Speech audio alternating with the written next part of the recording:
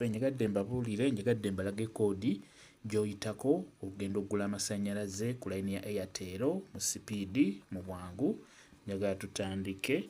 Mbeera ng'oteekako amapeesa ku ssimu yo gw'olina smartphone. Tutandike okunyiga, tugenda kugula amasannyalaze ng'obagula ku sipiidi. Mbeera nga weetegereza.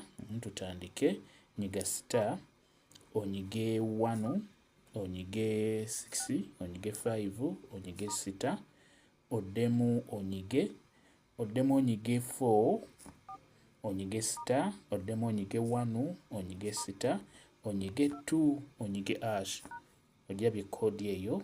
Kati bw'omala okuginyigamu, nyiga OK oba nyiga ku layini yo eyo eya Airtel gye tusoose nayo. Nyize ku layini ya Airtel eyange. Katulabe. Nkulaga engula gy'ogulamu amasannyalaze ku sipiidi. Kati bakuleetedde. Kati ogenda ku namba 2, ogenda ku namba 2 by light token kw'olina okunyiga ng'oteekamu namba 2 bw'otyo. Bw'oteekamu namba 2 nyiga OK oba yes oba send. Bajja kuleetera enter light meter number, giteekemu, teekamu meter number yo. Kitegedde? Kati awasigadde kiba kyangu oteekamu